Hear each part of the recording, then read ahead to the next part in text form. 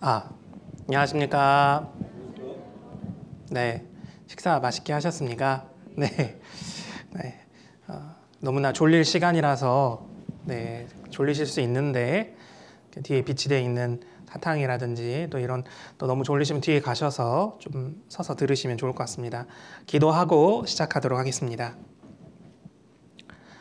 천지 만물을 지으시고 인간 역사를 다스려 가시는 크신 권능의 하나님 아버지 감사드립니다. 주님 앞에 영원히 이뤄져 지옥에 갈 수밖에 없는 불쌍한 영혼들이었지만 주님이 우리를 크신 긍휼하심으로 구원해 주시고 이제는 주님의 몸된 교회 가운데 함께 거하게 인도해 주시고 또한 성령님을 통해서 우리의 남은 인생을 주님이 원하시는 대로 인도해 주심에 감사드립니다. 우리 각자는 너무나 어리석고 또 연약하고 영혼은 구원을 받았지만 여전히 우리 속 안에는 죄성이 남아있고 주님 오실 때까지 이 세상 유혹과 또 사단 마귀의 괴계와 또 각자 가지고 있는 육신의 정욕과 싸워야 되는 너무나 힘든 위치에 처해져 있습니다. 그러나 주님이 구원받은 이후에 우리를 버려두지 아니하시고 구원받을 때 우리의 영 속에 성령님을 보내주셔서 성령님을 통해서 신앙의 많은 유익을 경험하게 인도해 주시고 또한 우리를 이끌어가 주심에 감사드립니다. 오늘의 이삭부 시간을 통해서 성령님이 어떤 분이고 어떻게 역사해 나가시는지 함께 말씀을 통해 잘 배워볼 수 있도록 도와주시길 부탁드립니다. 말씀 마치는 시간까지 온전히 주님께만 모든 것을 의지합니다. 우리를 언제나 사랑하시는 구주 예수님의 이름으로 기도드렸습니다. 아멘. 네, 여는 말씀으로 요한복음 16장 13절을 네, 성경 찾아보시겠습니다. 요한복음 16장 13절입니다.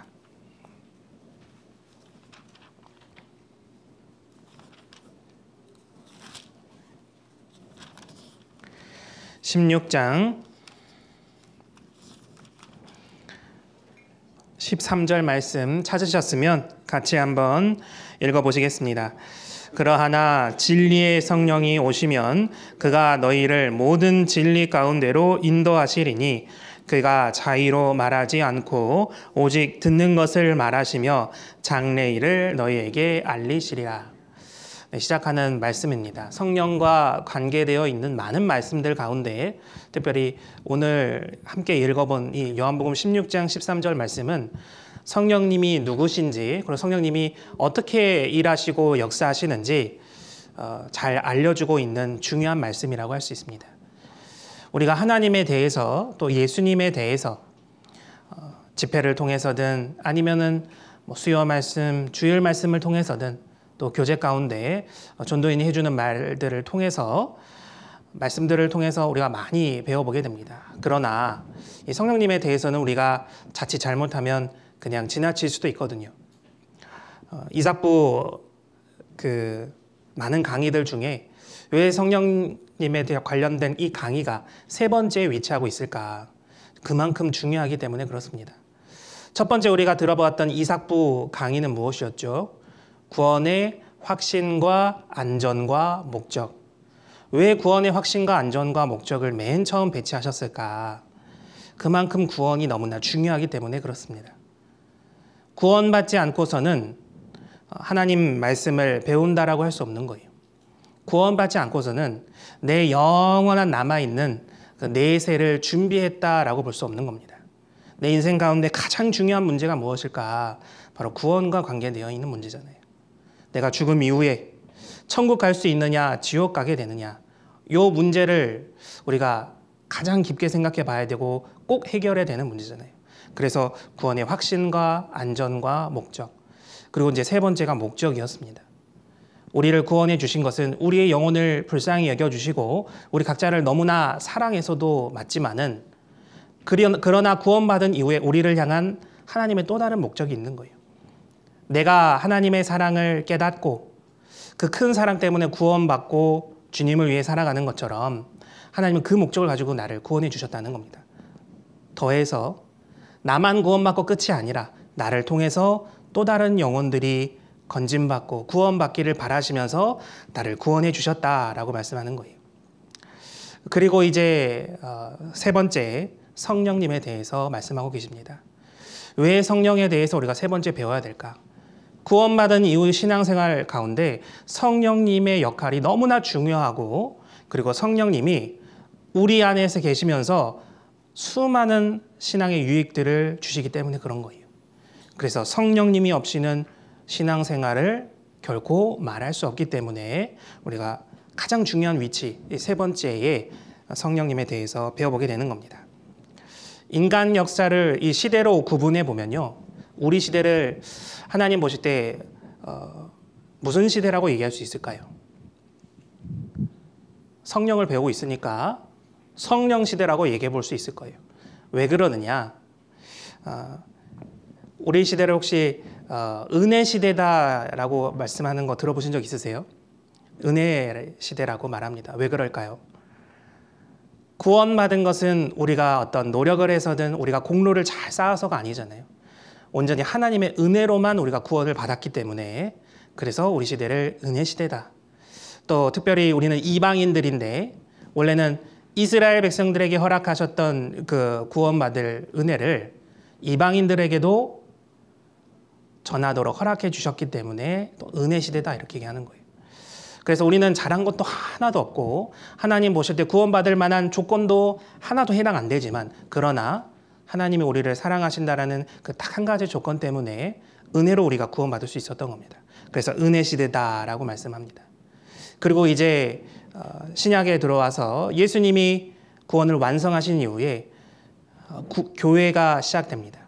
구원받은 성도들이 모인 무리를 교회라고 얘기하고, 그 교회를 통해서 복음이 전해지는 그 교회 시대에 동시에 성령님은 어디 가운데서 역사하시느냐? 교회 안에서 역사하시는 거예요. 그래서 성령 시대다라고도 얘기하는 거예요. 그래서 성령 시대가 역사하니까 성령님께서 중심적으로 일하시는 시대다 해서 성령님이 우리 시대에 가장 활발하게 중심적으로 일하고 계십니다. 그렇기 때문에 성령 시대에 살고 있는 우리가 성령님이 무슨 일을 하고 계시는지, 무엇을 목적으로 하며 일하고 계시는지를 알지 못한다면 우리 시대 우리가 살아가야 되는 진짜 중요한 목적과 이유에 대해서 모른 채 살아간다라고 할 수 있는 겁니다. 그래서 우리가 신앙생활 해볼 때 나 혼자 하는 게 아니라고 성경은 말하고 있거든요. 누구와 함께 하고 있냐? 성령님과 함께 하고 있다라고 말씀하고 있는 겁니다. 그래서 이제 우리가 구원의 확신과 안전과 목적, 그 다음에 구원의 3단계, 그 다음에 이제 성령에 대해서 배우게 되는 겁니다. 성령의 임재와 인도, 왜 임재와 인도라고 말씀하셨는지 오늘 같이 좀 배워보겠습니다. 여기 보시면 16장 13절에 그러하나 진리의 성령이 오시면 그가 너희를 모든 진리 가운데로 인도하시리니 그가 자의로 말하지 않고 오직 듣는 것을 말하시며 장래일을 너희에게 알리시리라. 그런데 여기 보시면 여기 성령 앞에 무엇이 붙었죠? 성령 앞에 진리가 붙어 있습니다. 아, 진리의 성령이라고 성경은 말씀하고 계시는구나. 그러면 이 진리의 성령이라는 건 도대체 무엇을 얘기할까? 요한복음 17장 17절에 그 힌트가 있습니다. 같이 한번 읽어보겠습니다. 저희를 진리로 거룩하게 하옵소서. 아버지의 말씀은 진리니이다. 다시 말하면 진리는 곧 하나님 말씀이라는 거예요. 그리고 진리의 성령이라고 얘기하시는 것은 다시 말하면 말씀의 성령, 이렇게 우리가 읽어도 무방하다는 겁니다. 이게 무슨 말일까? 말씀에는 우리가 잘 아시는 것처럼 많은 유익이 있잖아요. 성령님께서 일하실 때 무엇으로 일하시느냐? 말씀을 통해서 일하신다라고 얘기하고 계시는 거예요. 특별히 우리가 예수님께서 공생의 기간 동안에 무슨 일을 하셨는지 잘 알고 있잖아요.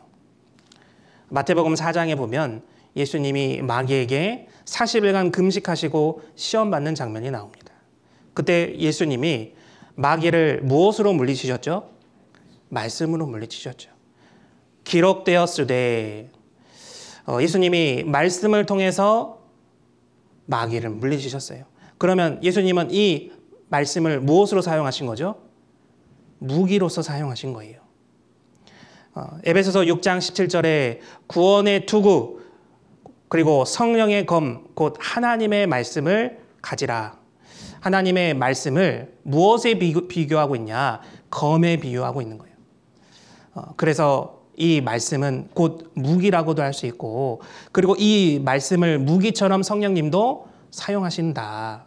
우리가 생각해 볼 수 있는 겁니다. 특별히 성령님이 말씀을 통해서 역사하시는데 그 말씀을 통해서 어떻게 역사하시느냐 뒤에 보시겠습니다. 그가 너희를 모든 진리 가운데로 인도하시리니 결국 말씀의 성령님께서는 우리를 모든 진리 가운데로 말씀 가운데로 인도하신다. 성령님은 말씀으로 역사하시고 구원받은 성도들도 형제 자매님들도 말씀 가운데로 이끌어 가신다, 인도하신다 라고 말씀하고 계시는 거예요. 그래서 이 성령님은 사실 언제 우리 안에 들어오시느냐, 구원받을 때 우리 안에 들어오신다라고 말씀하고 계시거든요. 그리고 나서 우리 안에 들어오신 성령님께서 말씀을 통해서 우리 안에서도 역사하시고 말씀으로 우리를 인도해 주시고 또 말씀으로 우리를 깨닫게 인도해 주세요. 그래서 진리의 성령은 다시 말하면 말씀의 성령이다라고 얘기할 수 있는 겁니다. 그래서 첫 번째, 진리의 성령은 곧 말씀의 성령이다. 성령은 말씀을 가지고 역사하신다. 그리고 성령은 우리를 말씀 가운데로 인도하신다. 성령은 하나님의 말씀을 깨닫게 도와주신다. 우리가 이렇게 생각해 볼 수 있습니다. 성령님은 언제 오셨냐? 예수님께서 십자가에서 죽으시고 부활하시고 승천하셨습니다. 근데 사도행전 1장에 보면 예수님께서 성령을 보내주시겠다라고 말씀하시거든요. 그리고 딱 한 장만 넘어가서 사도행전 2장 초반부에 보면 예수님의 제자들이 예수님이 부활 승천하신 이후에 마가의 다락방에 모여 앉아 있을 때 그때 예수님이 죽으신 이후 50일 만에 성령님께서 임하십니다. 그리고 제자들에게 다 임재하세요. 그리고 나서 제자들 속에 성령님께서 역사하심으로 제자들을 통해서 복음이 활발하게 전해지기 시작합니다. 그때로부터 우리 구원받은 형제 자매님들 속에도 구원받을 때 영 속에 성령님이 들어오셔서 역사하시는 거예요.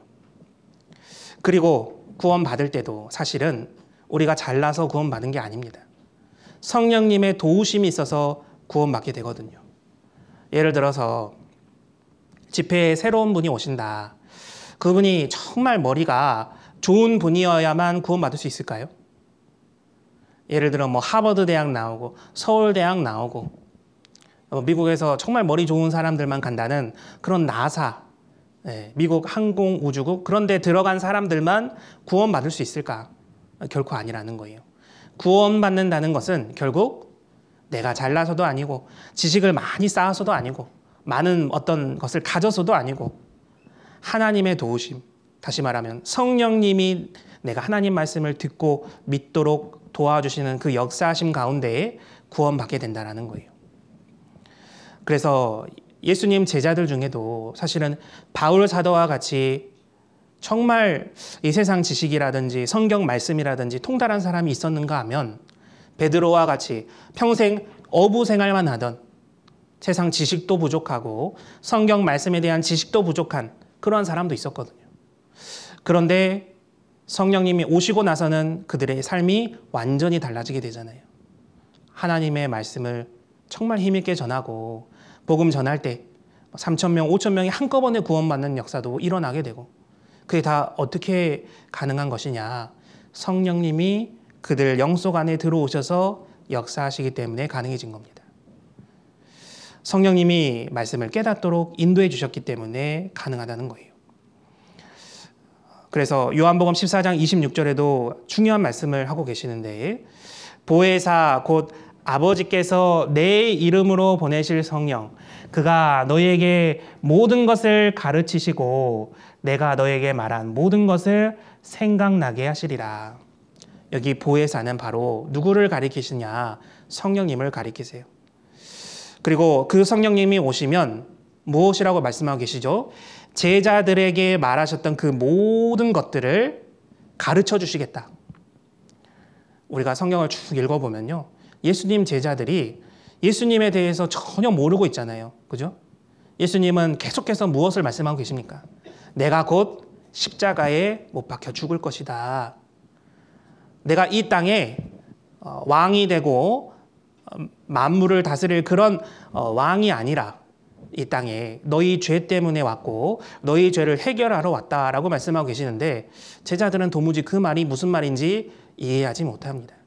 그런데 여기 말씀하신 것처럼 성령님, 보혜사가 이 땅에 오셨을 때, 그때 비로소 제자들도 예수님이 무슨 말씀하셨는지 그 성경 말씀에 대해서 이제 그제서야 정확하게 이해하기 시작하는 거예요.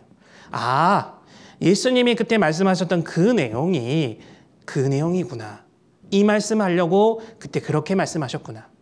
또 예수님이 공생의 기간 동안에 제자들을 가르치시고 이스라엘 백성들에게 하셨던 그런 말씀들이 다 생각나는 거예요. 아, 그때 그 말씀. 아, 그때 그 말씀.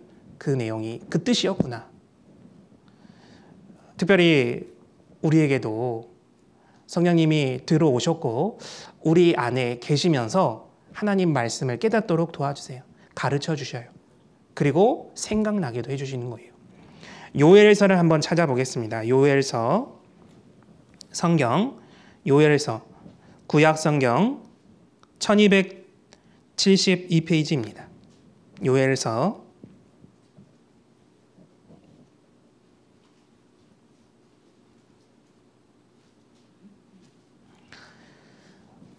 1272페이지 요엘서 2장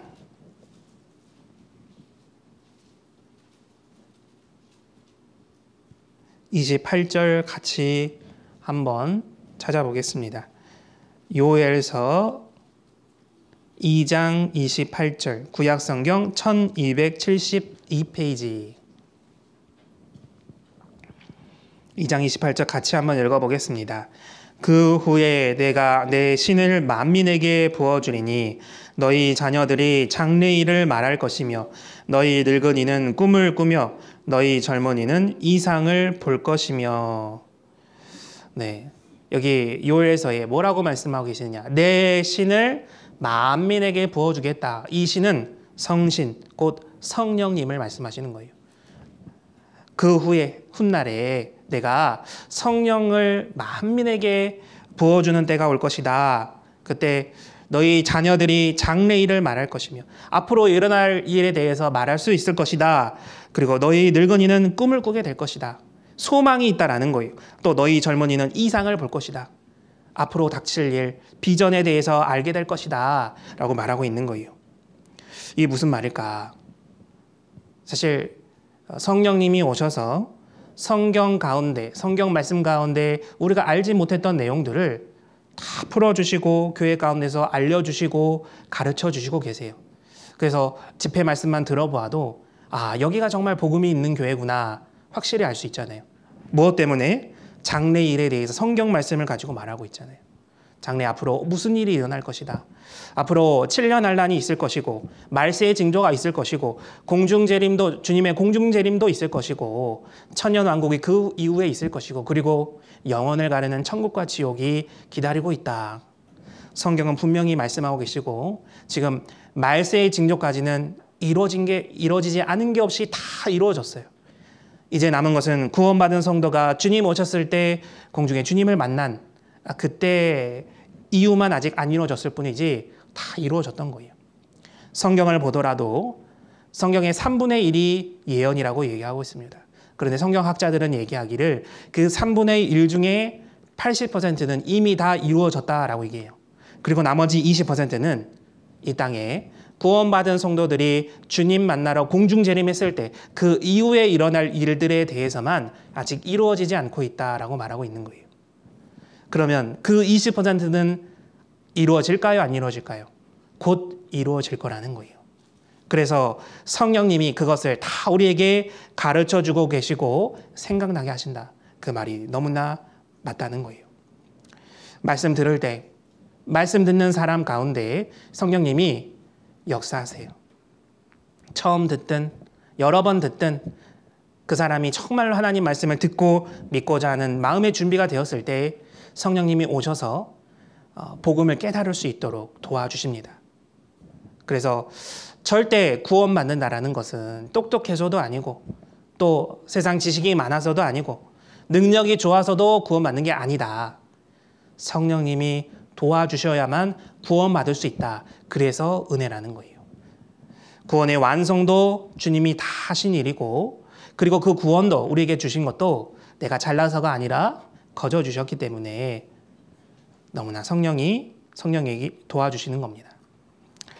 그리고 이제 성령이란 그럼 무엇일까?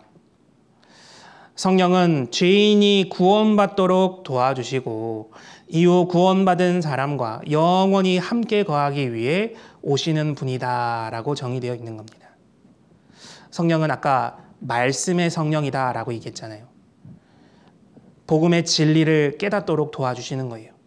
그런데 구원받고 성령님이 다시 떠나시는 게 아니라 계속해서 우리와 함께 계신다라는 거예요.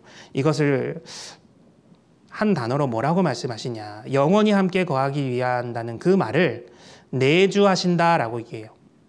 안내 거주할 주자에서 내 안에 함께 계셔요. 물론 성령님이 눈에 보이거나 어떤 느껴지거나 어떤 특별한 경험을 하게끔 하셔서 그 성령의 존재를 우리가 바로 확연히 알 수 있는 그런 게 결코 아닙니다. 어떤 기운도 아니고요. 어떤 바람도 아니고 그러나 성령님은 우리 안에 들어오셔서 우리 안에서 역사하세요. 성령님이 우리와 계속 함께하고 계시고 그리고 내 인생을 이끌어 가시는 것을 우리가 신앙생활을 하는 가운데 느껴가는 겁니다. 여기도 이제 LED 조명이 켜져 있죠. 성령님이 하시는 일이 있습니다. 성령님이 하시는 일.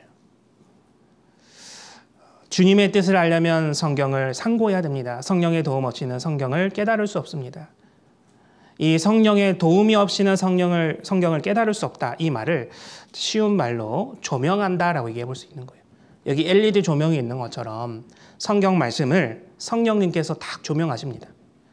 밝히 비춰주셔서 그 성경 말씀이 어떤 내용인지 어떤 뜻인지 알려주시는 거예요.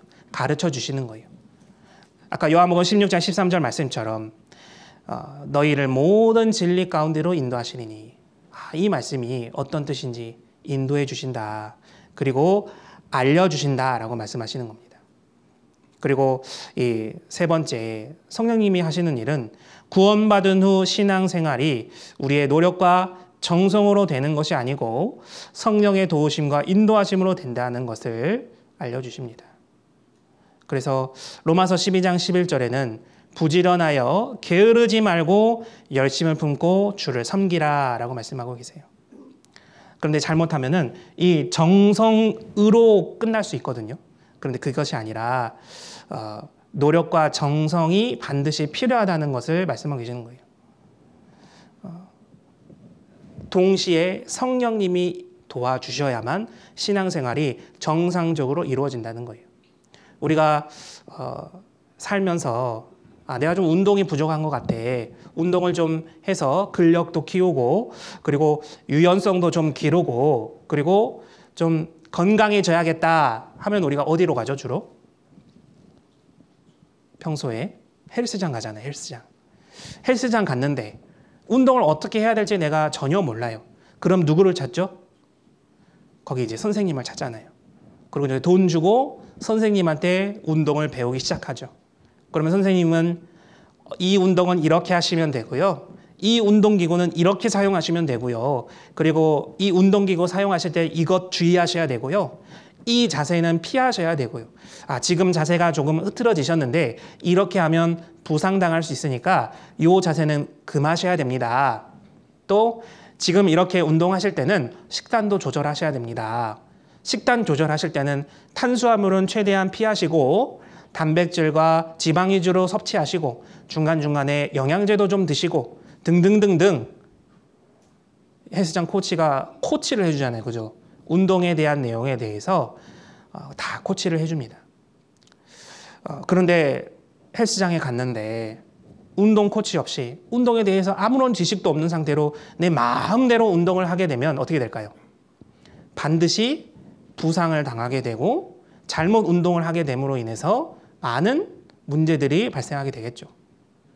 무거운 것을 들다가 너무 과도한 무거운 것을 들다가 허리가 나가게 된다든지 아니면 조심조심하게 운동기구를 사용해야 되는데 잘못 사용하다가 크게 다치게 된다든지 또 운동은 정말 헬스장 가서 열심히 했는데 식단 조절을 못해서 너무 많이 먹은 관계로 오히려 안 가느니만 못하게 되는 등등등등. 운동 코치가 꼭 붙어 있어야지만 운동 효과가 배가 되듯이 마찬가지로 신앙생활도요. 내가 노력과 정성으로 열심히 해야 되는 것도 맞지만은 동시에 성령님을 통해서 말씀을 깨닫게 되고 그 말씀을 통해서 또 내 생활이 변화가 되고 성령님이 나를 또 이끌어가 주심으로 정말 그리스도인의 정상적인 신앙생활이 이루어지게 되는 거예요. 이것을 무엇이라고 얘기하느냐 보시는 것처럼 순종이라고 얘기하는 겁니다. 구원받은 후의 신앙생활은 순종이다. 그래서 말씀 성령님이 내 안에 들어오셔서 내주하시고 그 다음에 성령님이 들어오신 이후에 내 안에 들어오셔서 말씀을 조명해서 어떤 말씀인지 가르쳐 주시고 깨닫게 인도해 주시고 또 동시에 그 말씀이 어떤 말씀인지 내가 깨달았다면 그 말씀에 순종하는 삶을 통해서 성령님이 내 안에서 역사하신다라는 것을 우리가 배워볼 수 있습니다. 그리고 이제 성령이 오신 목적은 첫 번째는 구원의 사역과 영원한 기업의 보증이 되기 위해 아까 말씀드렸죠. 구원 받을 때는 내가 잘나서가 아니고 내가 능력이 좋아서가 아니다. 내가 정말 간절하게 하나님 말씀을 듣고 믿음으로 구원받기 바라는 마음이 있어야 되고 동시에 성령님이 내 안에 들어오셔서 이 복음 말씀을 깨닫도록 인도해 주셔야 구원받을 수 있다. 그것을 좀 어렵게 얘기해서 구원의 사역이라고 얘기할 수 있는 거예요. 성령이 오신 목적은 나를 구원받게 하시기 위해서다. 또 영원한 기업의 보증이 되기 위해 오셨다라고 말씀하시는 거예요. 영원한 기업은 무엇을 얘기하는 걸까요? 기업이라고 하는 것은 상속받는 재산 이런 것들을 얘기합니다. 구원받은 성도가 상속받을 재산이 있습니까? 네, 있습니다. 무엇일까요? 천국이에요, 천국. 하나님께서는 나에게 천국을 상속해 주시기로 성경 말씀에 기록해 두셨어요. 그러나 아직은 내가 천국에 가지 못하죠. 주님이 정하신 때가 되었을 때 그 때와 기한은 내가 알지 못하지만 주님이 정하신 때가 되었을 때 구원받은 성도들은 주님을 만나게 되고 인간 역사가 다 끝난 이후에 우리는 예수님과 함께 천국에 들어가게 됩니다. 영원한 기업을 우리에게 보증해 주시기 위해서 성령님이 오셨대요. 무슨 말이냐? 성령님은 내가 그 하나님의 자녀가 되고 하나님의 자녀가 마땅히 받아야 될 천국, 그 상속받아야 될 그 천국을 보증해 주시는 거예요. 하나님께 성령님께서 말씀하시는 겁니다. 누구누구 아무개 이 사람은 확실하게 구원받았고 하나님이 물려주시기로 약속하신 그 기업 천국을 상속받기에 합당한 사람입니다. 제가 보증하겠습니다 라고 성령님이 보증해 주시는 거예요. 그리고 두 번째는 성령님은 그리스도를 증거하시기 위해서 오셨다라고 말씀하시는 거예요. 예수님이 부활 승천하시기 전에 성령님을 보내주시겠다고 약속하셨거든요. 그리고 약속대로 성령이 이 땅에 오셨습니다. 그리고 성령이 오셔서 제자들로 또 예수님을 믿었던 사람들로 예수님이 하나님의 아들이셨고 그 예수님이 죄인을 위해서 십자가에 피 흘려 돌아가셨다라는 그 사실을 성령님이 증거하셨던 거예요. 세 번째는 영원토록 우리와 함께 하시기 위해서 성령님이 오셨던 겁니다. 구원받게 도와주시고 그 다음에 우리 영속에 들어오신 성령님께서 떠나시지 않고 영원히 우리와 함께 하시기 위해서 오셨다. 네 번째는 구원받은 자녀들을 하나님의 뜻대로 인도하기 위해서 오셨다라는 거예요. 아까 요한복음 16장 13절에 말씀하고 계시잖아요. 우리를 진리 가운데로 인도하시기 위해서 성령님이 오셨다라는 거예요.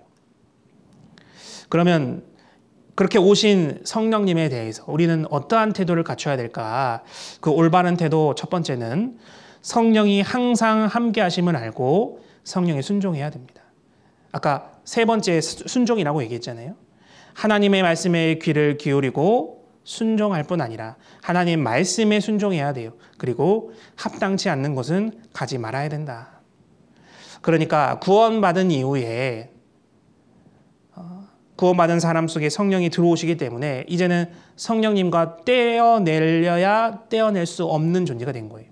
그래서 내가 막 죄를 짓고자 하는 마음이 들고 죄를 지으러 가려고 할지라도요. 항상 내 안에 성령님이 계시기 때문에 내 마음속에 이 죄책감이 드는 거예요. 구원받기 전에는 아무런 문제가 안 됐던 것들도 구원받는 순간 성령님이 내 안에 들어와 계시기 때문에 죄책감이 들어서 구원받았고 이제 나와 성령님이 항상 함께 하시는데 성령님을 근심케 하는 이런 일을 해도 될까? 동시에 죄 짓는 곳으로 달려가려고 하는 그 발걸음이 멈춰지게 되고 가더라도 성령님이 나와 함께 하시기 때문에 죄를 짓는 그 순간조차도 마음이 편하지 않는 거예요. 그래서 성령님, 제가 지금부터는 죄 지으러 갈 테니까 성령님은 집에서 잘 쉬고 계십시오 라고 얘기한들 성령님이 집에서 쉬고 계실까요? 아니에요. 성령님은 저와 함께 하시는 거예요. 내가 죄 짓는 그 순간에도 죄 짓는 장소에도 성령님은 함께 하셔서 내가 죄 짓는 것을 최대한 막아주시고 그리고 내가 죄 짓지 않도록 도와주시는 거예요. 두 번째는 이것은 이제 다시 말하면 동행한다라고 얘기할 수 있는 거예요. 그래서 성령님이 내 안에 들어오시고 내주하시고 그리고 그 성령님이 말씀을 조명해 주시고 그 조명된 말씀을 내가 깨닫고 순종하면 이제 나는 성령님과 동행하는 삶을 살아갈 수 있는 겁니다. 그리고 이제 자신의 몸이 성령의 전임을 알고 거룩하고 깨끗하여 세상과 구별되는 삶을 살아가야 됩니다. 이게 성령에 대한 올바른 태도라고 할 수 있는 거예요. 성령이 내 영 속에 들어오시면 이제 내 몸은 어떻게 변하게 되냐? 성령이 계시는 전이다 해서 성전이 되는 겁니다. 성경이 그래서 내 몸을 성전이라고 말씀하고 계시는 말씀들이 많이 있는 거예요.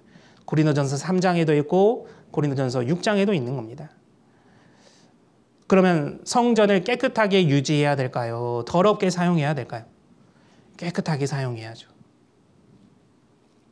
세 번째는 하나님께서 우리를 예수님의 핏값으로 사셨기 때문에 우리는 우리의 몸이 하나님의 것이라는 것을 알아야 되는 거예요. 그러므로 우리의 몸을 하나님의 뜻대로 하나님의 영광을 위해서 올바로 사용해야 된다. 그래서 여기 보시면 너희가 하나님의 성전인 것과 고린도전서 3장에는 너희가 하나님의 성전인 것을 알아야 된다라고 말씀하고 계시는 거예요.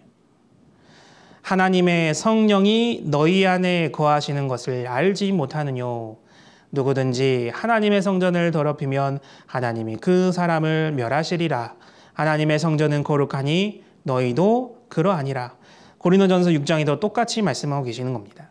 너희 몸은 너희가 하나님께로부터 받은 바 너희 가운데 계신 성령의 전인 줄을 알지 못하느냐. 너희는 너희의 것이 아니라 값으로 산 것이 되었으니 그런즉 너희 몸으로 하나님께 영광을 돌리라. 그러면 여기 고린도전서 3장에 너희가라고 말하는 것은 누구를 가리켜 너희가라고 얘기하는 걸까요? 너희는 복수잖아요, 복수. 그죠? 여기 너희가는 바로 고린도 교회 성도들을 가리켜 너희가 구원받은 성도들의 무리인 교회도 성전이다 말하고 있는 거예요. 그러면 밑에 고린도전서 6장은 누구를 가리킬까요? 단수잖아요. 너희 몸은 구원받은 성도 각자를 얘기하는 거예요. 그러니까 나도 성전이고 우리 형제자매님들과 함께하는 이 교회도 성전이다. 그러면 나도 깨끗해야 되고 당연히 교회도 깨끗해야겠죠. 그죠?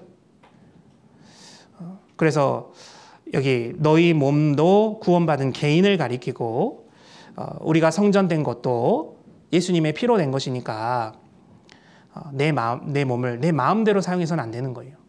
예수님이 나를 구원하시려고 어떠한 희생을 하셨는데 십자가에 피 흘려 죽으셨던 그 사실을 생각할 때 내가 이렇게 죄 짓고 막 살아면 안 되지. 이제 구원받았는데 구원받은 그리스도인답게 합당하게 살아야지. 성령이 근심하지 않도록 살아야지. 이 마음이 딱 생기는 거예요. 그래서 사도행전 20장에는 무엇이라고 말씀하고 계시냐. 자기 피로 사신 교회다라고 말씀하고 계세요. 예수님 피로 사신 그 교회, 하나님 피로 사신 그 교회이기 때문에 우리가 교회를 깨끗하게 유지해야 되고 그리고 그 교회 안에 구성원인 나도 깨끗한 신앙생활을 해야 된다는 거예요. 그리고 네 번째, 성령이 거하시는 몸된 교회 안에 거해야 된대요. 성령이 거하시는 교회는 알겠는데 몸된 교회는 무엇을 얘기할까? 잠깐 에베소서로 가보겠습니다. 에베소서 1장입니다. 에베소서 1장.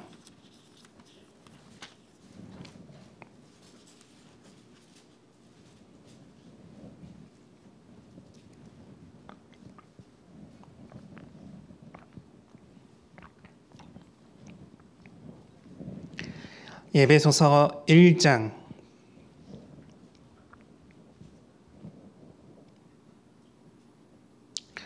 에베소서 1장 7절입니다.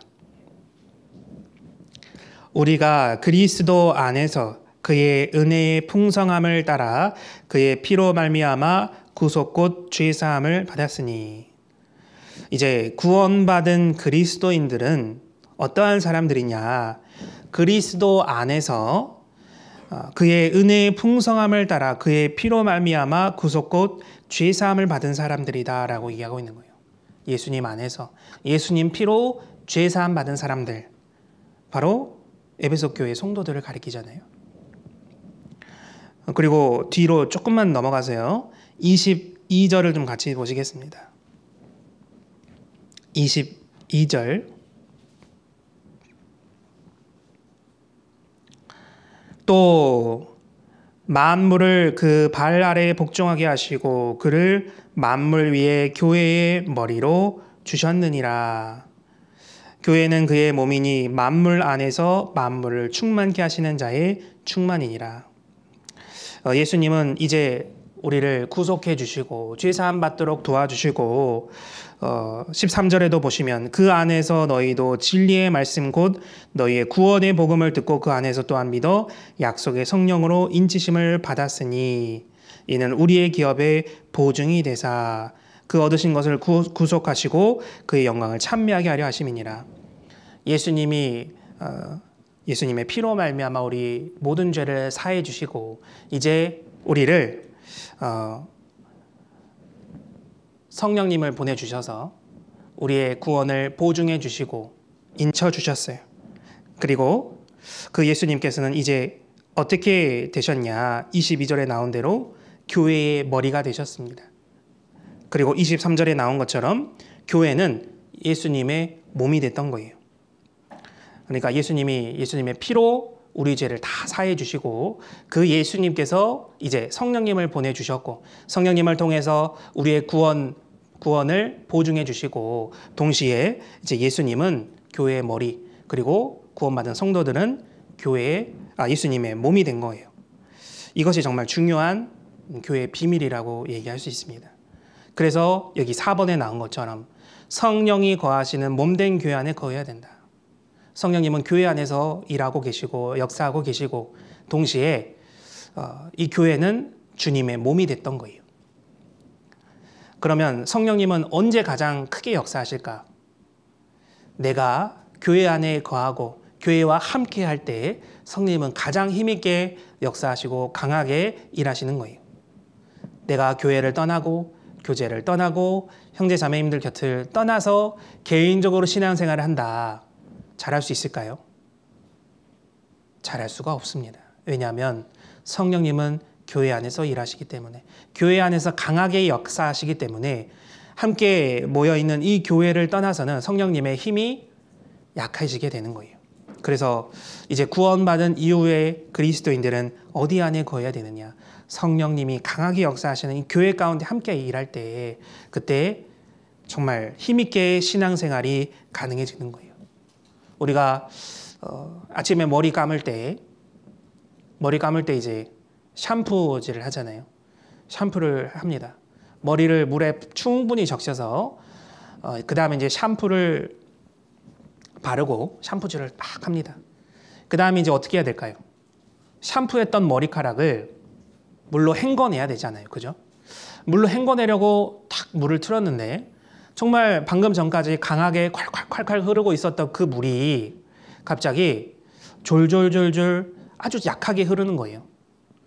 머리 감아야 되는데 왜 이렇게 조금 흐를까? 왜 그럴까요? 문제가 뭘까요? 한 번도 그런 경험 해보신 적 없으세요? 다들 좋은 데 살고 계셔서 그런가 봐요. 네, 저희 집은 제가 항상 머리 감으려고 할 때마다 이상하게 저희 자매가 주방에서 설거지를 하더라고요. 설거지 하면은 원래는 욕실로 와서 콸콸콸콸 물이 나와야 되는 그 물이 어디로 분산돼요? 주방에 있는 싱크대로 분산되잖아요. 결국 물줄기가 약해지게 돼 있는 거예요. 하나로 뭉쳐서 한 군데서 물이 콸콸콸콸 나와야 힘있게 물이 나올 수 있는 것처럼 교제도 마찬가지입니다. 교회 안의 신앙생활도 마찬가지인 거예요. 교회를 떠나서 나 혼자 신앙생활 홀로 한다고 하면은 잘할 수가 없는 겁니다. 성령님의 힘이 졸졸졸졸 약하게 흐르게 되는 거예요. 그러나 내가 한 군데 모여서 형제자매님들이 함께하고 있는 주님의 몸된 교회 가운데 거할 때 성령님이 정말 콸콸콸콸 역사하는 거예요. 순식간에 금방 샴푸질을 끝낼 수 있는 겁니다. 그러나 내가 교회를 떠나서 혼자 신앙생활을 한다면 머리를 제대로 감을 수 없겠죠. 이게 뭘까요? 태양계에 있는 행성들의 그 크기를 나타낸 겁니다. 보시면 뭐가 제일 크다고 돼 있죠? 목성입니다. 목성. 목성이 지금 가장 크게 돼 있잖아요. 그런데 이 목성에 비교하면 지구는 어디 있을까요? 여기 왼쪽에 보면은 아주 작은, 지구를 1mm라고 했을 때 목성은 지름이 11.2mm래요. 질량은 무려 318배, 부피는 1100배나 된다고 합니다. 목성이 커요, 안 커요? 엄청나게 크잖아요. 그런데 이 목성이 지구 앞에 탁 버티고 서서 하는 일이 한 가지 있대요.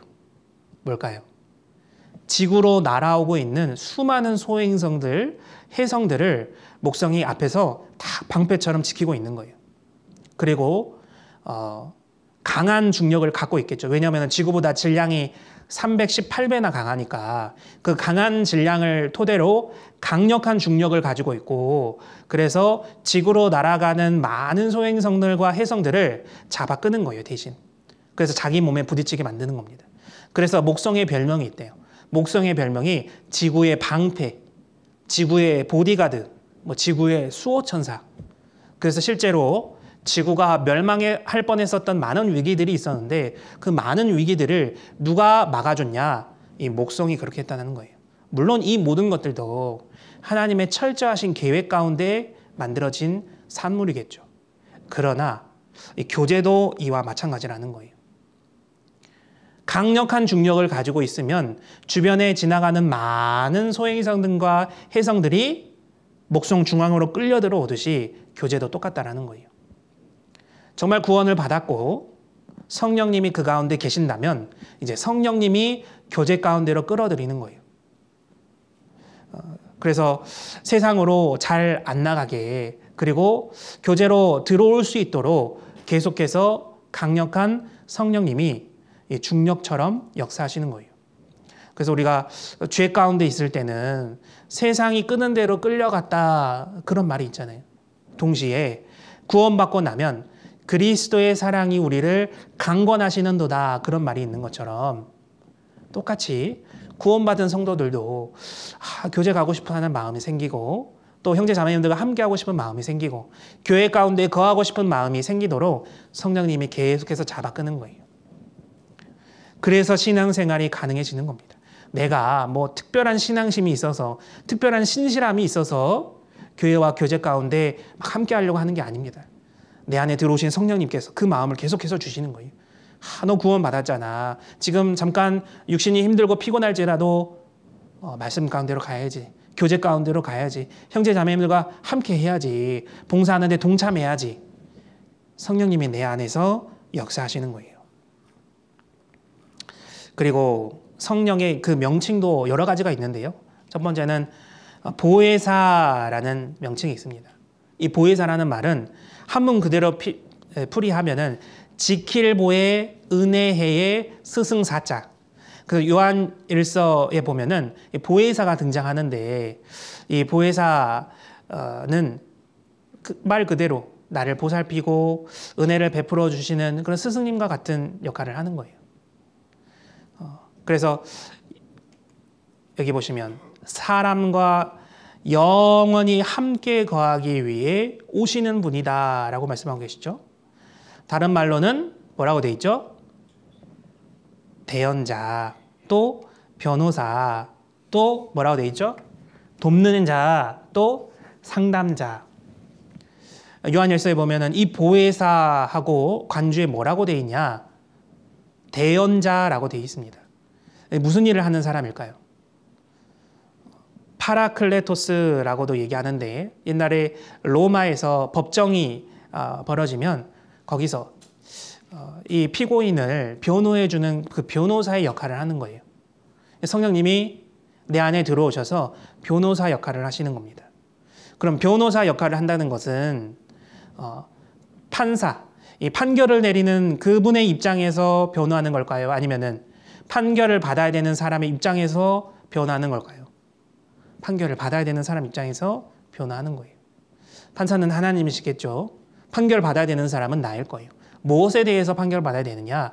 내가 일상 가운데서 그리스도인으로서 합당하게 살지 못함으로 인하여 짓는 죄들, 그 죄들에 대해서 하나님 앞에 변호사로서 성령님이 대신 변호해 주시는 거예요. 누구누구 아무개 형제 자매 정말 구원받은 이후에 성령님이 인도하신 대로 잘 살아보고자 했지만은 그러나 육신 때문에 약해서 몇 번 이런 죄를 지었습니다. 하나님 불쌍히 여겨주시고 용서해 주세요. 그리고 다음부터는 이런 죄 짓지 않도록 인도해 주세요. 성령님이 내 안에서 하나님 편으로 대언해 주시는 거예요. 이 방향성을 우리가 잘 기억해야 됩니다. 대언자라는 것은 하나님의 말씀, 하나님의 뜻을 아래로 가르쳐주는 그러한 자가 아니고 내 쪽에서 구원받은 성도의 입장에서 하나님을 향해서 나의 형편과 상황과 어려움을 대신 대언해주고 하나님께 은혜를 구하는 그것이 바로 보혜사라는 거예요. 그리고 이제 그 보혜사 요한일서 2장 1절에 보면 나의 자녀들아 내가 이것을 너에게 쓰면 너희로 죄를 범치 않게 하려 함이라. 만일 누가 죄를 범하면 아버지 앞에서 우리에게 대언자가 있으니 곧 의로우신 예수 그리스도시라. 이 대언자 바로 보혜사라고 얘기하고 있는 겁니다. 그래서 법정 드라마 같은 데 보면은 만약에 이제 판사가 가운데서 판결을 내리고 왼쪽에 검사가 있고 오른쪽에 이제 피고인이 있잖아요. 그러면 변호사는 딱 그 피고인 옆에 서서 이렇게 변호를 하잖아요. 마치 그런 것과 같은 겁니다. 두 번째는 양자의 영이다. 성령님을 양자의 영이다 라고도 말씀하시는 거예요. 이게 무슨 말일까? 원래 우리는 하나님의 자녀가 아니잖아요. 죄인이었잖아요. 그런데 심판받을 대상이었잖아요. 그런데 우리를 하나님의 자녀로 양자 되게 해준 거예요. 이 양자의 영이신 성령님께서. 구원받을 만한 조건이 하나도 없고 잘한 것도 없고 능력도 하나도 없었는데 그런데 이 양자의 영이신 성령님이 나를 양자 되게 도와주셨던 거예요. 그래서 성령의 도움이 없이는 성경을 깨달을 수 없다. 성령님이 내가 성경을 깨닫도록 도와주셨고 구원받도록 인도해 주셨습니다. 그러면 성령님은 어떤 분일까? 삼위 하나님 중 한 분이시다라고 말씀하고 계시는 겁니다. 이게 참 어려운 내용인데 삼위일체 인간이 100% 이해하기 어려운 부분입니다. 그래서 우리가 나무를 보더라도 나무는 몇 부분으로 총 이루어져 있을까요? 크게 봐서는 세 부분 정도로 이루어져 있잖아요. 영양분을 공급받을 수 있는 뿌리, 그리고 그 영양분을 위로 올려서 통로로 사용되는 줄기가 있고, 그리고 그 영양분이 최종적으로 도달해서 잎사귀를 내고 열매를 맺게 하는 가지. 이렇게 세 부분으로 좀 나눠볼 수 있을 겁니다. 그러면 뿌리, 줄기, 가지는 나무가 아닌가요? 아니잖아요. 뿌리, 줄기, 가지는 다 나무입니다. 그러나 그 각자의 위치라든지 하는 역할은 다 다르죠. 하나님도 동일하신 거예요. 이 삼위 하나님이다라고 얘기하는 것은 바로 성부 하나님, 아버지 하나님을 얘기하고, 그리고 성자 예수님, 아들 예수 그리스도를 얘기하고, 또 성령 하나님, 이렇게 이 세 분을 말씀하고 있는데 성경 가운데 이 세 분이 등장하시거든요. 그런데 똑같이 이 나무와 마찬가지로 같은 나무지만, 같은 하나님이지만 하는 일은, 위치는 다 다른 거예요. 아버지의 위치, 아들의 위치, 성령 하나님의 위치는 다 다르지만, 하시는 일은 다 다르지만, 그러나 본질적으로는 하나님 한 분이시다. 마치 나무와 같이. 또 여기 보시면 조명이 있는데, LED 조명이 있는데, 이 조명은 뭐가 연결되었을 때 이렇게 빛을 내죠? 전기가 연결되었을 때 빛을 내잖아요. 그죠? 그리고 여기 앞에 있는 TV, 이 TV는 무엇이 연결되었을 때 이렇게 화면을 밝히죠? 전기가 연결되어야지 이 TV가 화면을 밝히잖아요. 지금 제가 착용하고 있는 이 마이크는 뭐가 연결되었을 때 이렇게 작동할 수 있을까요? 당연히 전기가 연결되어야지만 소리가 나오잖아요. 그러니까 하는 역할이나 위치는 다 달라요. 그러나 본질적으로는 전기가 작용해서 가능해지는 거잖아요. 똑같은 겁니다. 만약에 개미를 코끼리 발목에 다 갖다 놓으면은 개미는 그 코끼리의 그 무릎 그리고 발을 보면서 뭐라고 생각할까요? 아마 거대한 기둥이 지금 세워져 있다라고 생각할 거예요. 그죠? 개미를 코끼리 등 위에 올려놓으면 뭐라고 생각할까요? 아주 넓은 평야가 펼쳐져 있다라고 생각할 거예요. 그죠? 마찬가지로 1차원에 있는 생물은 2차원에 있는 내용을 알지 못하듯이 2차원에 있는 생물은 3차원에 있는 그 상황을 이해 못하듯이 이 세상에 살고 있는 사람들도 마찬가지라는 거예요.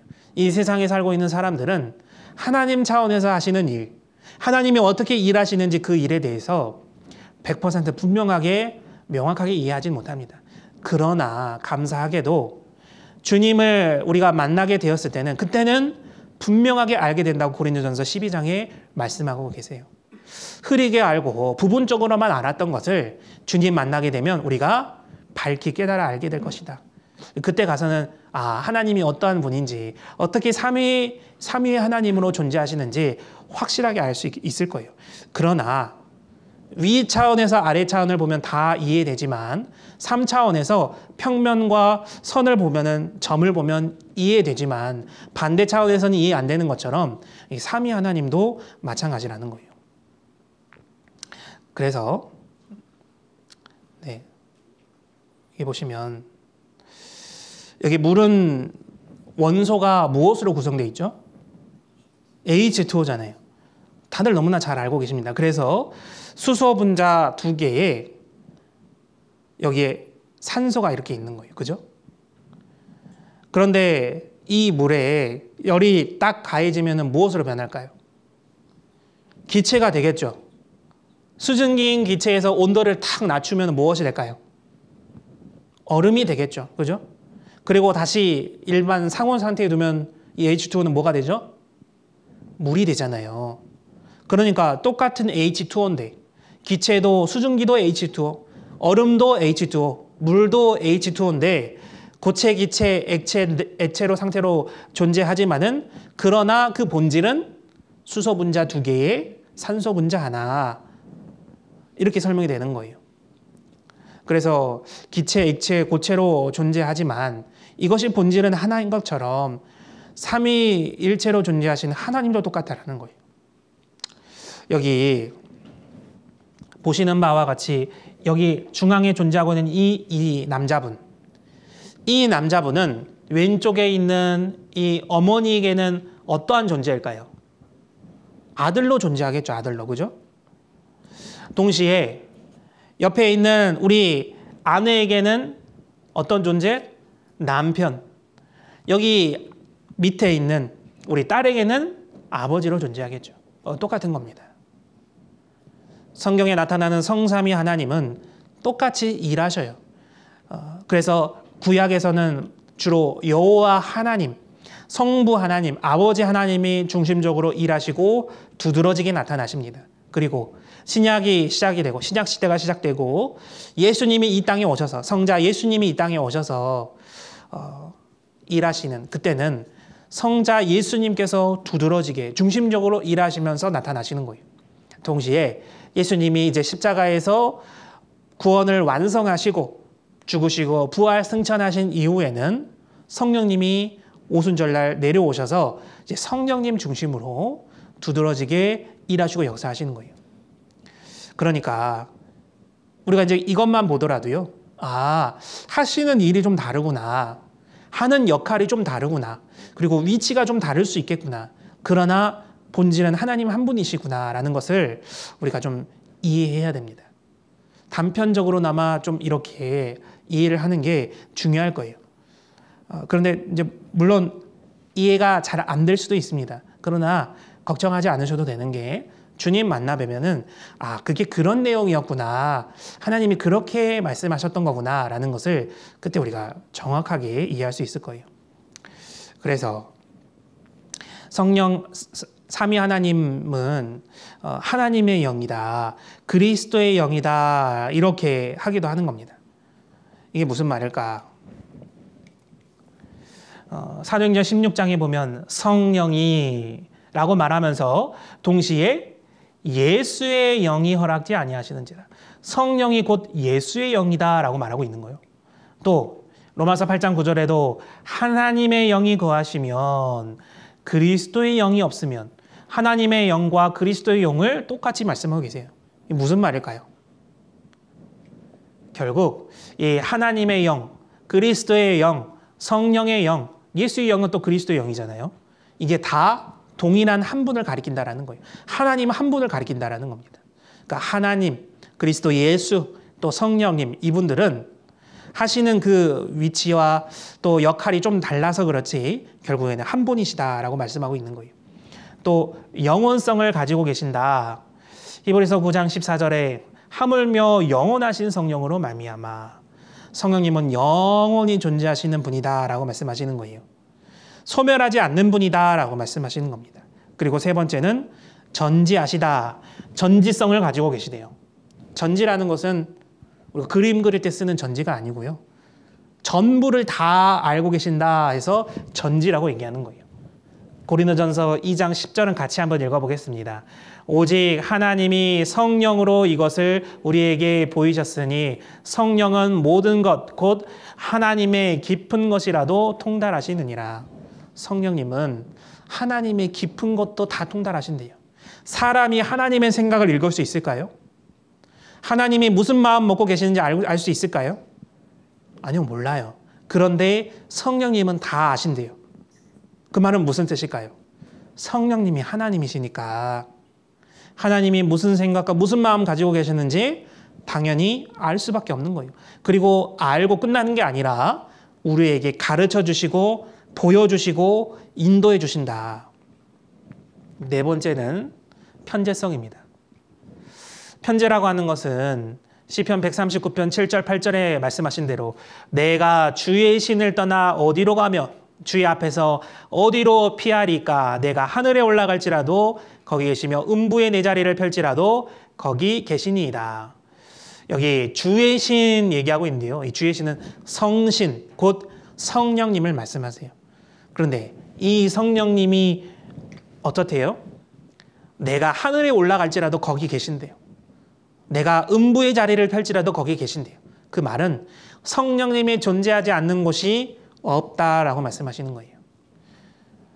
그래서 하나님과 똑같은 분이나 마찬가지예요. 하나님도 어디든지 계시는 분이잖아요. 그 다섯 번째, 인격체입니다. 인격체. 하나님이 인격체라고? 하나님이 인격체가 맞습니다. 사도행전 13장 2절에 성령이 가라사대, 하나님은 어떤 바람이나 기온이나 어떤 신비한 어떤 물질이나 신비한 어떤 경험이나 이런 게 아니에요. 성령님은 인격체십니다. 그래서 가라사대, 하나님의 성령을 근심하게 하지 말라. 또 성령이 말할 수 없는 탄식으로 우리를 위하여 친히 간구하신다. 성령이 하나님의 뜻대로 성도를 위하여 간구하신다. 가라사대 말을 하려면 그 대상이 어떤 바람이나 기운은 말할 수가 없잖아요. 또 근심하게 하지 말라. 근심하신대요. 슬퍼하시고 근심하신대요. 그 말은 인격체라는 거잖아요. 또 우리를 위해서 친히 간구하신다. 간구한다는 것은 기도해 준다는 말씀이시잖아요.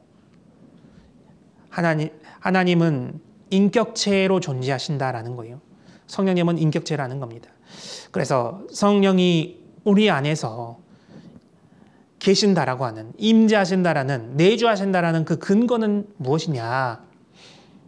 다시 말하면 예수님의 죽으심과 부활 승천으로 말미암아 그 성령님이 우리 안에 임재하신다라는 것을 증거한다는 거예요.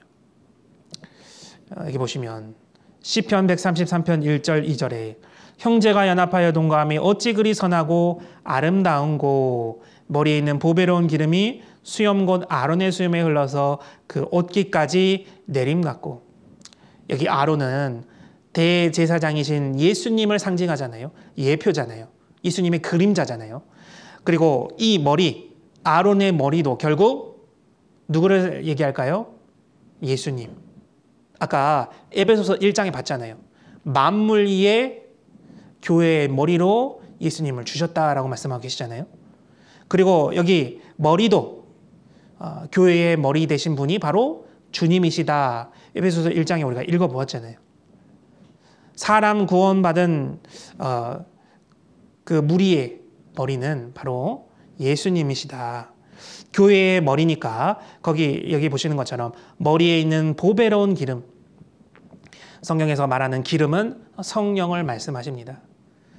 머리에 있는 예수님으로부터 그 성령님이 흘러내리는 거예요. 그래서 아론의 수염에 흘러서 옷깃까지 흐르고 흘러내린다.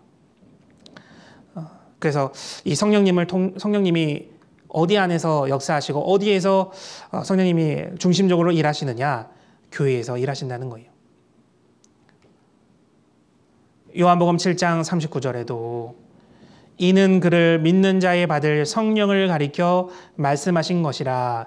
예수께서 아직 영광을 받지 못하신 거로 성령이 아직 저희에게 계시지 아니하더라. 요한복음 7장 39절에 예수님께서 아직 영광을 받지 못하신 거로 성령이 아직 저희에게 계시지 아니하시더라. 구원받은 사람 속에 성령이 이제 들어오시고 함께 내주하시는데, 그런데 여기 말씀하시는 것처럼 예수께서 아직 영광을 받지 못하신 거로 예수님이 죽으시고 부활하시고 승천하셔서 구원이 완성되신 이후에 예수님이 말씀하신 대로 오순절날에 50일이 흐른 후에 성령님이 내려오셔야지만 그때 성령님이 우리 안에 임재하시는 거예요. 그래서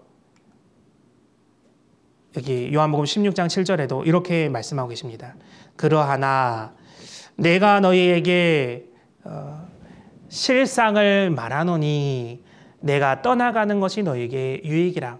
예수님이 떠나가지 않으시면 성령님이 못 오신다는 거예요. 그래서 내가 떠나가지 아니하면 보혜사가 너희에게로 오시지 아니할 것이요 가면 내가 그를 너희에게 보내리니. 요한복음 14장 16절에도 내가 아버지께 구하겠으니 그가 또 다른 보혜사를 너희에게 주사 영원토록 너희와 함께 있게 하시리니. 이제 예수님이 죽으시고 부활 승천하신다면 그 이후에 성령님이 오신다라는 거예요. 그래서 여기 보시면 요한복음 14장 16절에 다른이라고 돼 있죠.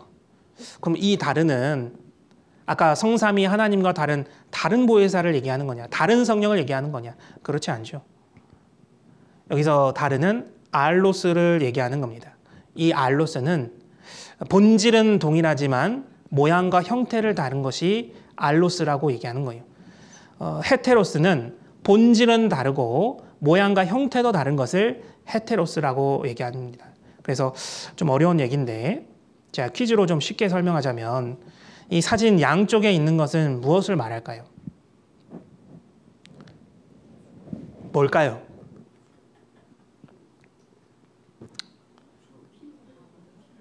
피망과 파프리카입니다. 그러면 어떤 게 피망이고 어떤 게 파프리카인지 아시겠어요?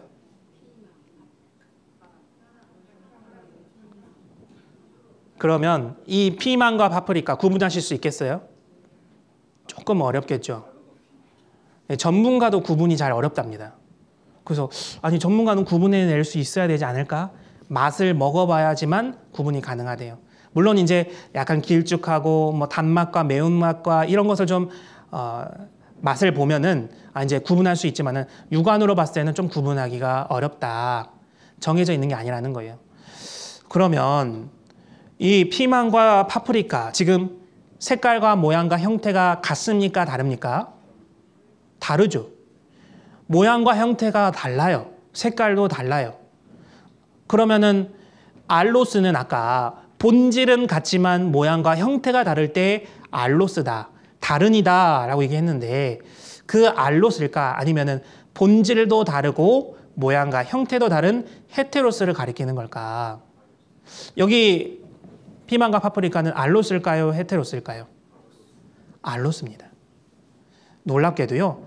이 알로스 피망과 파프리카는 사촌지간이래요. 사촌지간. 네. 피망 사촌이 파프리카인 거예요. 그러니까 본질은 같은 거예요. 그런데 형태가, 색깔이, 모양이 조금씩 다르기 때문에 알로스라고 얘기할 수 있는 겁니다.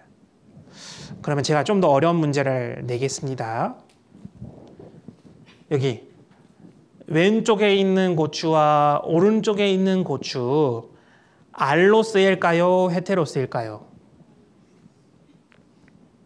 자신감이 좀 없으신 것 같은데 알로스는 본질은 같지만 모양과 형태와 색깔이 좀 다른 거, 헤테로스는 본질도 다르고 모양과 형태도 다르고 어떤 걸까요? 알로스겠죠. 여기 왼쪽에 있는 고추는 일반 고추, 뭐 태양초 담그는 그런 고추겠죠. 일반 고추. 오른쪽에 있는 고추는 어떤 고추죠? 청양고추가 이렇게 길고 두껍다요. 아삭이 고추, 오이 고추라고 하는 고추잖아요. 그러니까 같은 고추입니다. 같은 고추. 같은 고추종 안에 있는데 모양과 형태가 다르죠. 그러니까 알로스인 거예요. 그죠? 그럼 제가 좀 더 어려운 문제를 내겠습니다. 그러면 앞에 피망 파프리카와 여기 고추와 일반 고추와 이 아삭이 고추 알로스일까요? 헤테로스일까요? 알로스. 지금 큰일 날 분들이 많이 계신 것 같습니다. 헤테로스는 본질도 다르고 모양과 형태도 다른 거. 알로스는 본질은 같지만 모양과 형태가 다르다. 알로스의 헤테로스예요? 정답은 알로스입니다. 놀랍게도요. 피망 파프리카가 고추 사촌지간이래요. 고추를 프랑스어로 하면은 피망이랍니다. 그리고 이 파프리카도 뭐 헝가리, 네덜란드 이쪽에서는 그네 사람들 말로 이 고추를 파프리카로 부른대요. 그러니까 우리나라 말로 고추가 프랑스어 뭐 그쪽으로 가면은 피망이 되고 파프리카가 되는 겁니다. 그러니까 모양과 형태는 다르죠. 그러나 본질은 똑같은 고추잖아요. 고추 사촌지간이잖아요. 마찬가지인 겁니다. 성부 하나님, 성자 예수님, 성령 하나님이 위치와 일하시는 영역이 다르지만 그러나 본질은 하나인 것처럼 아까 보혜사, 다른 보혜사라고 했지만 그렇다고 그 보혜사 성령님이 다른 분이 아니라는 거예요. 성경은 이것을 명확하게 구분지어서 지금 설명하고 있는 겁니다. 그런데 자칫 잘못하면 이것을 좀 이단적으로 교리적으로 자신이 성경에서 말하고 있는 보혜사다 이렇게 주장하는 잘못된 그런 교단들이 많이 있거든요. 절대 속으면 안 되는 겁니다. 이제 성령님이 임재하시는 시점은 언제일까? 첫 번째는 역사적으로 2000여 년 전 오순절날에 성령님이 오셨다라는 거예요. 아까 말씀드렸던 사도행전 2장에 오순절날은 예수님이 죽으신 이후 50일이 지난 이후에 그때 이미 이름에 각 사람 위에 임하여 있더니 저희가 다 성령의 충만함을 받고 오순절날 때에 그때 성령님이 마가의 다락방에 모였었던 제자들께 임하셨던 거예요. 두 번째는 언제냐? 개인적으로 내가 복음을 듣고 믿어 죄사함 받을 때 그때 성령님이 오시는 거예요. 요한복음 7장 39절에 이는 그를 믿는 자에 받을 성령을 가리켜 말씀하신 것이라. 복음 말씀을 듣고 믿을 때 그 믿는 자 속에 성령님이 오시는 거예요. 사도행전 2장 38절에도 죄 사함을 얻으라 그리하면 무엇을 선물로 받으리니 성령을 선물로 받으리니. 갈라디아서 3장 2절은 같이 한번 읽어보겠습니다. 내가 너희에게 다만 이것을 알려 하노니 너희가 성령을 받은 것은 율법의 행위로냐 듣고 믿음으로냐. 복음 말씀을 듣고 믿을 때 우리는 성령을 받게 되는 겁니다. 그러면 성령은 어디에 계셨을까? 구약 시대에는 우리 위에 있었다라고 말씀하고 있습니다. 신약 시대에는 예수님과 함께 하셨다라고 말씀하고 있어요. 또 신약 시대, 예수님 시대 이후에 교회 시대가 시작되는데 그 교회 시대에는 우리 영 속에 있다. 그래서 영어로는 on us, with us, in us입니다. 구약 시대에는 이 성령님께서 정말 하나님을 위해서 열심히 살고자 하는 마음, 정말 그 믿음이 있는 사람 위에 일하셨어요. 그래서 성령님이 오셨지만 그런데 떠나가시기도 했습니다. 그래서 우리가 잘 알고 있는 사울, 기름 부음 받았던 사울이 하나님을 위해서요. 정말 겸손한 마음으로 열심히 살고자 했을 때 그때 성령님이 임하셨잖아요. 그런데 문제는 사울의 마음이 교만해지고 하나님을 위해서 살기보다는 자기를 위해 사는 쪽으로 바뀌게 되니까 성령님이 어떻게 하시죠? 떠나가시잖아요. 그리고 악신이 들리잖아요. 구약의 성령은 들어왔다 나왔다 하는 자유로웠던 겁니다. 그런데 신약 시대에 특별히 예수님 시대에는 성령님이 어떻게 함께 하셨대요? with us. 예수님과 함께 일하셨던 거예요. 예수님 옆에 함께 계셨던 겁니다. 그래서 예수님 속에 성령이 들어오셨잖아요. 요단강에서 침례 받으실 때 그때 마태복음 3장 읽어보면 성령님이 비둘기같이 예수님께 임했다라고 되어 있잖아요. 그래서 그때 예수님과 함께 일하셨고 그리고 예수님이 이제 십자가에 죽으시고 부활하시고 승천하신 이후에는 성령님이 구원받은 그리스도인 각자에게 임하시는 거예요. 그리고 우리 안에 들어오셔서 떠나셔요? 안 떠나셔요? 안 떠나셔요. 우리 안에 들어오셔서 계속해서 함께 하시는 겁니다. 그래서 사무엘상 10장 10절에 하나님의 신이 사울에게 크게 임함으로 여호와의 신에게 크게 감동되니라. 여호와의 신이 사울에게서 떠나고 악신이 그를 번뇌케 한지라. 요한복음 3장 34절에는 하나님이 성령을 한량없이 주심이니라. 하나님의 성령이 비둘기같이 내려 자기 위에 임하심을 보시더니 예수님 때는 성령님이 예수님과 함께 하셨던 거예요. 그리고 이제 요한복음 14장 17절에 저는 진리의 영이라.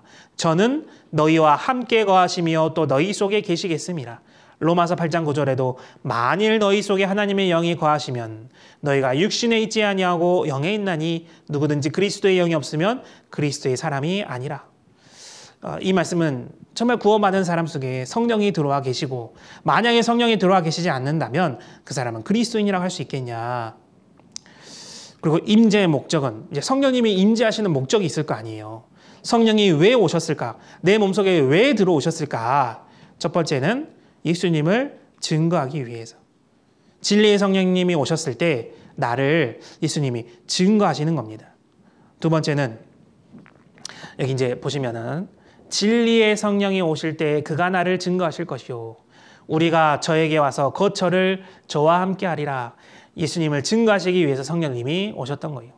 두 번째는 내 연약함을 돕기 위해서 성령님이 오셨습니다.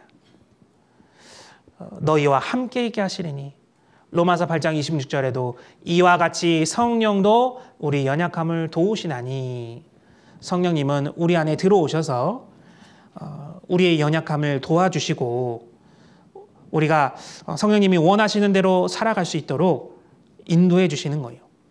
세 번째는 그리스도의 신부가 될 준비를 위해서 이렇게 오시는 겁니다. 만약 신부가 결혼을 앞두고 있는데 결혼식 바로 직전인데 그런데 준비도 하나도 하지 않고 머리는 풀어 헤쳐져 있고 옷단장은 하나도 하지 않고 잠옷 차림으로 이렇게 눈곱도 떼지 못한 상태로 결혼식장에 올라간다면 얼마나 부끄러움을 당하겠어요, 그죠?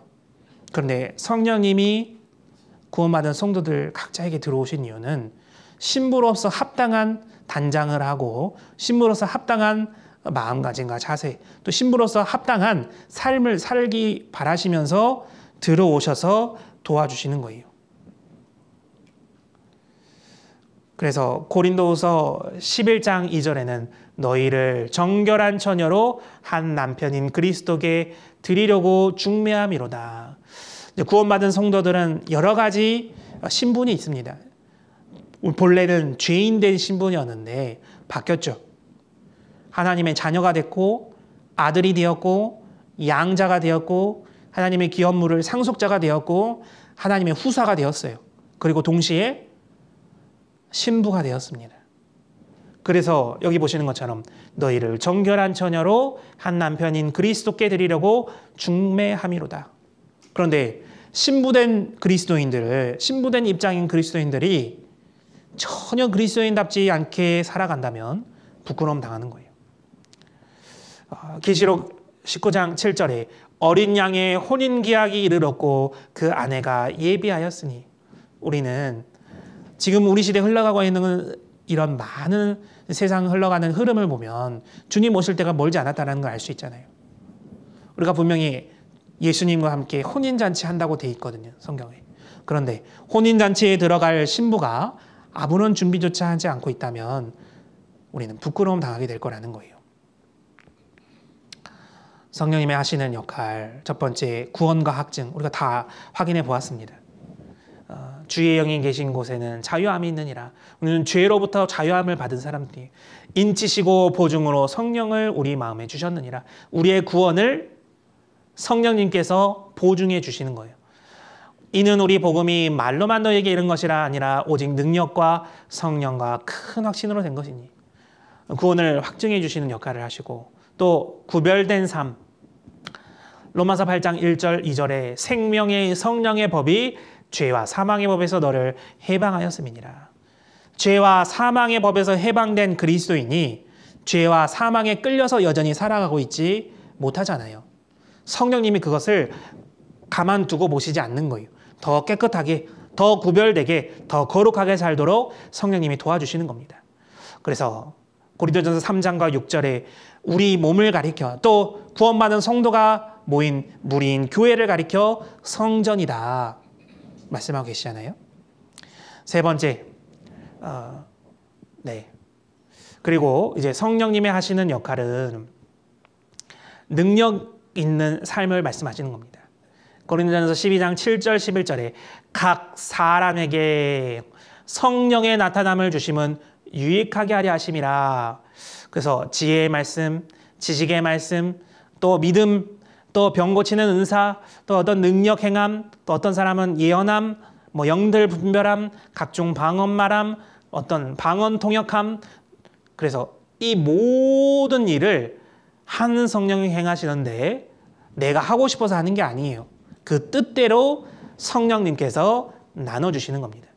그래서 어떤 분에게는 이제 지혜의 말씀을 주셔서 성도들을 전도인으로서 가르치게 하거나 또 교제를 통해서 올바른 길로 갈 수 있도록 우리 이제 교회 가운데서도 앞선 믿음의 분들이 계시잖아요. 그분들이 교제를 통해서 올바른 방향으로 이끌어 주시기도 하고 또 지식의 말씀, 성경에 있는 지식의 말씀들 이렇게 가르쳐 주시기도 하시고 등등등등 이 많은 성령의 유익들이 있고 그 능력 있는 삶을 성령님이 하시게 하는 거예요. 그러나 고린도전서 12장 보시면은 31절에 같이 한번 읽어보겠습니다. 너희는 더욱 큰 은사를 사모하라 됐습니다. 이 더욱 큰 은사는 무엇일까요? 바로 13장에 등장하는 사랑을 가리키잖아요. 그래서 성령님이 하시는 역할, 우리에게 은사도 주시는데 그 은사 더불어 모든 사람에게 주시는 사랑을 우리가 가지고 신앙생활을 해야 된다. 또 네 번째는 열매 맺는 삶이다. 이 사랑을 통해서 우리가 교회 안에서 함께 교제하고 사랑함으로 성령의 열매를 맺어가는 거예요. 갈라디아서 5장 22절 23절에 오직 성령의 열매는 사랑과 희락과 화평과 오래 참음과 자비와 양선과 충성과 온유와 절제니 이 같은 것을 금지할 법이 없느니라. 성령의 열매는 우리가 다 맺어갈 수 있는 거예요.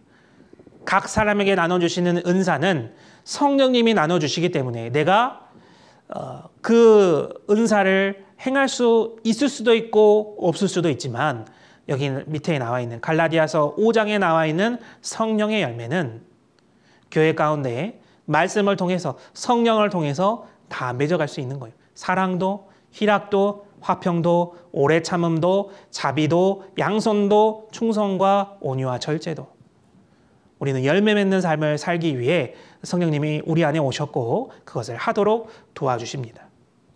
요한일서 4장 4절에 자녀들아 너희는 하나님께 속하였고 또 저희를 이기었나니 이는 너희 안에 계신 이가 세상에 있는 이보다 크심이라.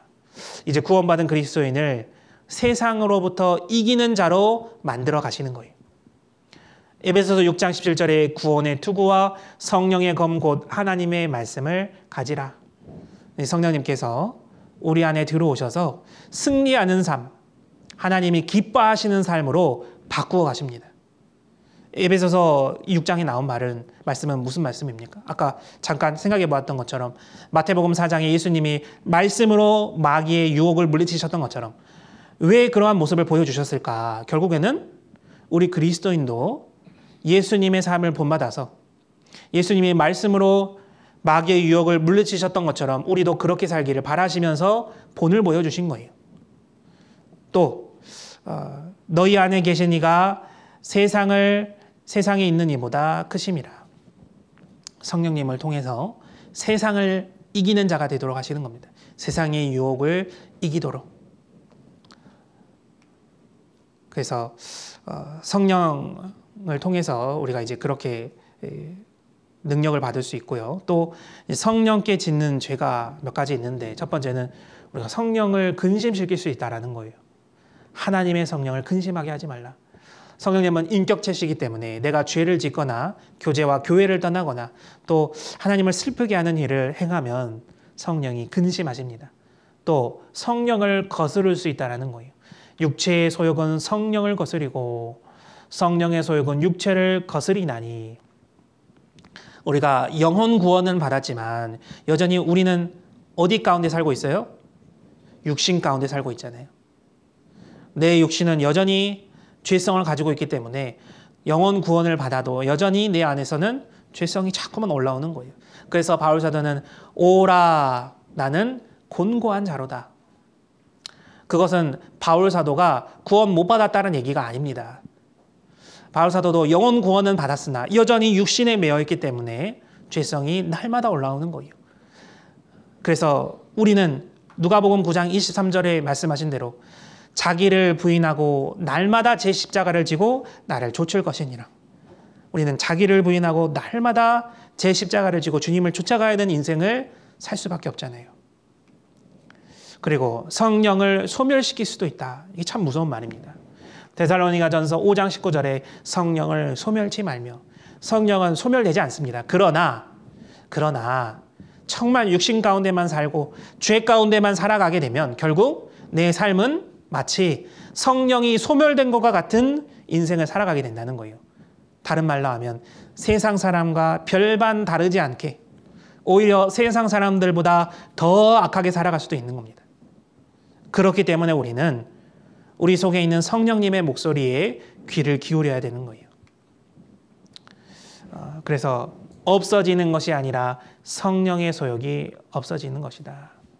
성령님은 우리 안에 계속해서 성령님을 통해서 하나님을 기쁘시게 하는 쪽으로 인도해 가시려고 하십니다. 그래서 사실 이 자리에 앉아 계시는 것도 졸려 죽겠는데, 그죠? 졸려 죽겠는데 눈을 어떻게든 눈두덩이를 부여잡고 눈꺼풀을 부여잡고 말씀을 들으려고 노력하시잖아요. 왜?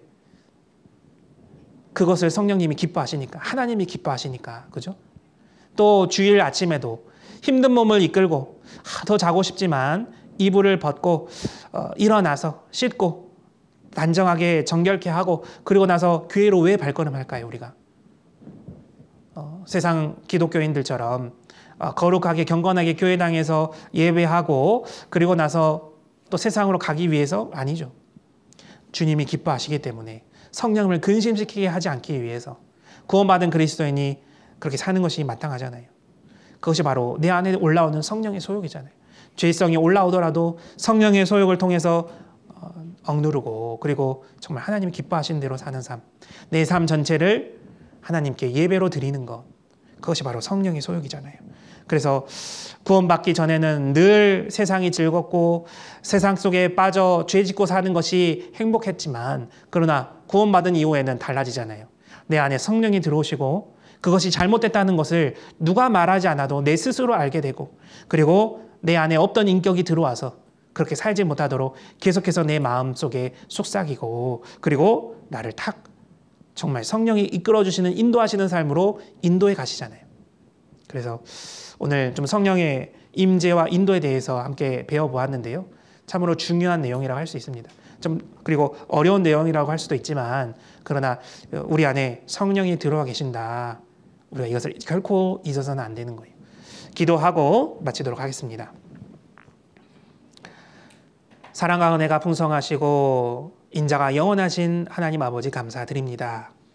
우리 각자는 너무나 어리석고 연약해서 항상 주님의 뜻대로 살기보다는 나의 육신을 좇아 살아가는 때가 참으로 많은 것 같습니다. 그러나 주님은 우리를 버려두지 아니하시고 구원받을 때 우리 영 속에 성령님을 보내주셔서 우리 안에서 항상 또 탄식하고 계시고 또 근심하고 계시고 나를 위해 간구하시고 기도하고 계심에 감사드립니다. 항상 마음속에 성령님의 목소리에 더욱더 귀를 기울이고 육신의 소욕을 행하는 인생이 아니라 성령님의 소욕을 행하는 그러한 인생으로 살아갈 수 있도록 하나님 지켜주시고 보호해 주시길 부탁드립니다. 무엇보다 내 안에 내주하고 계시는 성령님께서 내가 말씀 가운데 순종할 수 있도록 지켜주시고 또 인도해 주시길 간절히 바랍니다. 그로 말미암아 세상 속에서 항상 승리하고 또 복음 전할 때 내 말에 정말 하나님의 능력이 함께하는 귀한 그리스도인이 될 수 있도록 도와주시길 부탁드립니다. 그래서 성령이 동행함으로 나를 통해 또 복음의 열매가 맺어지는 귀한 인생으로 살아갈 수 있도록 도와주시길 부탁드립니다. 오늘 배운 성령을 결코 잊지 않고 항상 내 안에는 성령이 들어와 계신다라는 것을 인지하면서 하나님이 내 앞에 계신다라는 것을 생각하면서 살아갈 수 있도록 도와주시길 부탁드립니다. 우리를 언제나 사랑하시는 예수님의 이름으로 기도드렸습니다. 아멘.